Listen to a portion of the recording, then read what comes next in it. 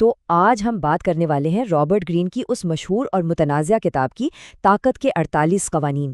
بھئی یہ کوئی عام کتاب نہیں ہے، یہ طاقت حاصل کرنے اور اسے قائم رکھنے کے وہ اصول بتاتی ہے جو اکثر کافی بے رحمانہ ہیں۔ اور کتاب شروع ہوتے ہی ماحول بنا دیتی ہے میکیاویلی کے اس کال سے۔ یہ کال ایک طرح سے پوری کتاب کا خلاصہ ہے کہ یہ دنیا ایک بے رحم جگہ ہے اور یہاں صرف اچھا بن کر رہنا اکثر آپ کو لے ڈوبتا ہے۔ چلیں تو پھر اس کھیل میں داخل ہوتے ہیں اور سمجھتے ہیں کہ اس کتاب کے بنیادی اصول ہیں کیا۔ تو سوال یہ ہے کہ اس کتاب کے نزدیک طاقت ہے کیا؟ دیکھیں، یہ اچھائی یا برائی کی جنگ نہیں ہے، یہ ایک سوشل گیم ہے، ایک کھیل جسے سمجھنا اور پھر چالاکی سے کھیلنا ضروری ہے۔ مطلب سیدھی ٹکر لینے کے بجائے اصل کمال بالواسطہ طریقوں اور حکمت عملی میں ہے۔ اور یہاں ایک بہت اہم بات سامنے آتی ہے۔ کتاب کہتی ہے کہ انسانی تعلقات میں دھوکہ یا فریب یہ کوئی بری چیز نہیں، بلکہ یہ تو ایک آرٹ ہے، ایک فن، اور طاقت کے کھیل میں یہ سب سے کارآمد ہتھیار ہے، یعنی اس کے بغیر گزارا ہی نہیں ہے۔ ٹھیک ہے، اب بات کرتے ہیں اگلے اہم اصول کی، یعنی اپنے آپ کو دوسروں کے سامنے کیسے پیش کیا جائے، اپنے نقاب پر مہارت حاصل کرنے کی۔ قانون نمبر 1 بڑا دلچسپ ہے۔ یہ کہتا ہے کہ کبھی بھی اپنے ماسٹر، اپنے باس یا اپنے سے اوپر والے سے زیادہ چمکنے کی کوشش نہ کریں۔ کیوں؟ کیونکہ جب آپ اپنی قابلیت بہت زیادہ دکھاتے ہیں نا، تو ان میں ایک خوف، ایک عدم تحفظ کا احساس پیدا ہو جاتا ہے جو آپ کے لیے خطرناک ثابت ہو سکتا ہے۔ اس کی بہترین مثال گلیلیو کی ہے۔ اس نے اپنی سرپرستی حاصل کرنے کے لیے یہ نہیں کہا کہ دیکھو میں نے کیا ایجاد کیا ہے، نہیں، بلکہ اس نے اپنی دریافتوں کا نام اپنے سرپرست میڈیچی خاندان کے نام پر رکھ دیا اور اس طرح ساری شان ان کو دے دی۔ اصل طاقت اسی میں ہے کہ آپ اپنے مالک کو اور بھی شاندار بنا کر پیش کریں۔ پھر آتا ہے قانون نمبر 5 جو کہتا ہے کہ شہرت ہی سب کچھ ہے۔ آپ کی ریپیوٹیشن، آپ کی ساکھ، یہی طاقت کی بنیاد ہے۔ صرف شہرت کے بلبوتے پر آپ لوگوں کو ڈرا بھی سکتے ہیں اور جیت بھی سکتے ہیں، لیکن اگر ایک بار یہ ہاتھ سے گئے تو سمجھیں آپ کمزور پڑ گئے۔ چلیں اب ذرا اور گہرائی میں جاتے ہیں اور دیکھتے ہیں کہ یہ کتاب فریب اور دھوکے کے فن کے بارے میں کیا کہتی ہے۔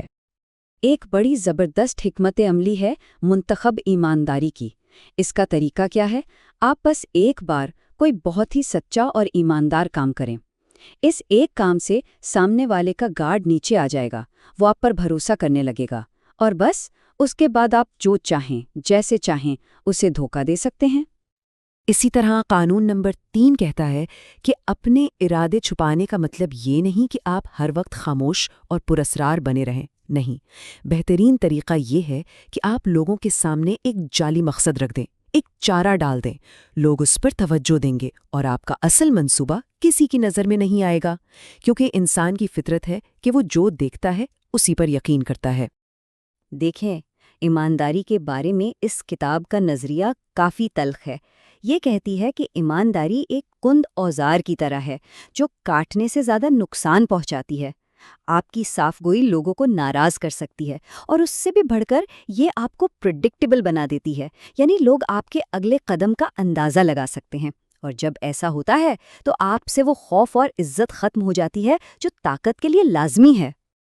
اچھا، تو اب تک ہم نے اپنی چالوں کی بات کی، اب آتے ہیں ایک اور بہت اہم ہنر پر، دوسرے کھلاڑیوں کو سمجھنا، یعنی اپنے دوست اور دشمن، ان کی نفسیات اور کمزوریوں کو پہچاننا۔ قانون 19 اس بات پر بہت زور دیتا ہے کہ سب سے ضروری مہارت یہ جاننا ہے کہ آپ کا واسطہ کس سے پڑا ہے، کیونکہ ہر انسان مختلف ہے، ایک ہی چال ہر کسی پر نہیں چلتی۔ اگر آپ نے غلط شخص پر غلط حکمت عملی آزما لی تو نتیجہ بہت تباہ کن ہو سکتا ہے۔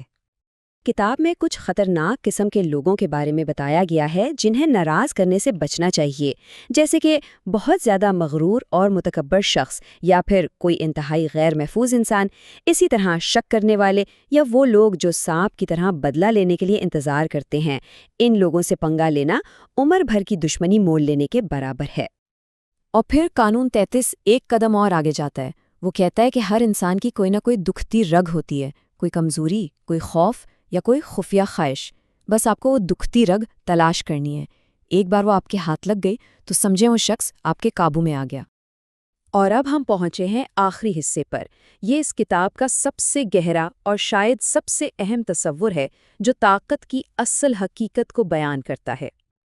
آخری قانون کہتا ہے اپنی کوئی ایک شکل مت اپناؤ۔ اب یہ سننے میں تھوڑا عجیب لگتا ہے نا، لیکن یہی طاقت کی حکمت عملی کا سب سے بڑا سبق ہے۔ چلیں اس کو ذرا سمجھتے ہیں۔ دیکھیں، جب آپ کی کوئی ایک مخصوص شکل ہوتی ہے، کوئی ایک پکا پلان ہوتا ہے، تو آپ پریڈکٹیبل ہو جاتے ہیں، آپ ایک آسان ٹارگٹ بن جاتے ہیں۔ لیکن جب آپ بے شکل ہوتے ہیں، پانی کی طرح، جو ہر برتن کی شکل اختیار کر لیتا ہے، تو آپ کو سمجھنا ناممکن ہو جاتا ہے۔ آپ کو کوئی قابو نہیں کر سکتا۔ کتاب اس کے لیے اسپارٹا اور ایتھنز کی مثال دیتی ہے۔ اسپارٹا والے سخت تھے، قلعے بنا کے رہتے تھے، ایک دم ریجڈ، جبکہ ایتھنز والے پانی کی طرح تھے، حالات کے مطابق خود کو ڈھال لیتے تھے۔ اور تاریخ نے دکھایا کہ جو چیز وقتی طور پر حفاظت کرتی ہے، جیسے اسپارٹا کا قلعہ، وہی لمبے عرصے میں تباہی کا سبب بھی بنتی ہے۔ تو آخر میں یہ ایک بڑا ہی دلچسپ سوال ہمارے سامنے آتا ہے کہ ایک ایسی دنیا میں جہاں ہر لمحہ سب کچھ بدل رہا ہے، کیا اصل اور حتمی طاقت یہی ہے کہ آپ کا کوئی منصوبہ ہی نہ ہو؟ شاید حقیقی طاقت کسی بھی ایک شکل میں قید ہونے سے انکار کا ہی نام ہے۔